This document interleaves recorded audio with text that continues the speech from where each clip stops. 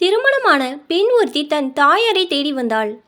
அவளுடைய முகம் வருத்தமுற்றிருந்தது. கண்கள் கலங்கியிருந்தன. தாயார் தன் மகளை பார்த்து என்ன விஷயம் என்று விசாரித்தார். மகள் தன்னுடைய கஷ்டங்களை எல்லாம் ஒவ்வொன்றாக தாயாரிடம் சொன்னாள். இவற்றிலிருந்து எப்படி விடுபடப் போகிறேன் என்று தெரியவில்லை என்று கூறி தன் கண்களை துடைத்து கொண்டாள் மகள். இவற்றை எல்லாம் பொறுமையாக கேட்டுக்கொண்ட தாயார் தன் மகளை சமையலறைக்கு அழைத்து சென்றார். 3 பாத்திரங்களில் தண்ணீரை ஊற்றி எரியும் அடுப்பிலே அதெல்லாம் எடுத்து வைத்தார். சிறிது நேரத்தில் தண்ணீர் கொதிக்க ஆரம்பித்தது.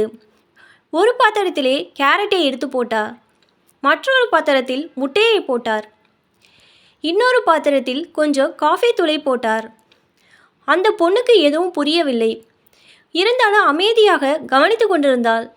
சிறிது நேரத்தில் அந்த பாத்திரங்களை கீழே இறக்கி வைத்தார் தாயார். கேரட்டையும் முட்டையும் எடுத்து வெளியிலே வைத்தார்.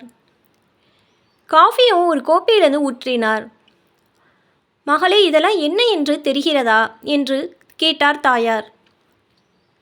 அதற்கு அது கேரட், அடுத்தது முட்டை, இது காஃபி என்று கூறினாள் மகள். சரி, கேரட்டை தொட்டுப்பார், எப்படி இருக்கு என்று கேட்டார் தாயார். தொட்டு பார்த்து ரொம்ப மென்மையாக இருக்கு என்று கூறினாள் மகள். முட்டையை தொட்டுப்பார், எப்படி இருக்கு என்று சொல் என்று கூறினார் தாயார். கொஞ்சம் கடினமாக இருக்கிறது என்று சொன்னாள் மகள். அடுத்தபடியாக காஃபியை எடுத்து குடி என்றார் தாயார். காஃபியை குடித்துவிட்டு ரொம்ப சுவையாக இருக்கிறது என்று கூறினாள் மகள். எதற்கு இந்த வேடிக்கை என்று தாயிடம் கேட்டாள் மகள்.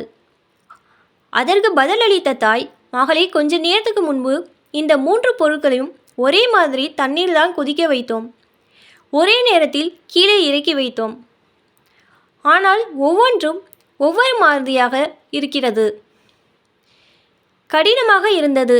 ஆனால் தண்ணீரில் கொதிக்க வைத்தவுடன் தன்னுடைய இயல்புக்கு நேர்மாறாக மென்மையானதாக மாறிவிட்டது. இந்த முட்டைக்குள்ளேயே திரவ நிலையிலே இருந்த கரு கொதிக்க வைத்ததும் கடினமாக ஆகிவிட்டது. காஃபியை பார், அது அந்த தண்ணீரிலே சுவைமிக்க பானமாக மாற்றிவிட்டது. மகளே, வாழ்க்கையில் கஷ்டங்கள் என்பது இப்படி கொதிக்க வைக்கிற மாதிரிதான். இதை நாம் எந்த ரூபத்தில் சந்திக்கப் போகிறோம் என்பதில்தான் விஷயமே இருக்கிறது என்று கூறினார் தாய். உடனே மகள் முகத்தில் தெளிவு பிறந்தது. கண்களை துடைத்து கொண்டாள். கவலை மறந்து போய்விட்டது, பறந்து போய்விட்டது. முகத்தில் தெளிவு பிறந்தது. எந்த நிலைமையும் சந்திப்பதற்கும் சமாளிப்பதற்கும் உரிய துணிச்சல், மன உறுதி இருந்தால் வெற்றி நிச்சயம்.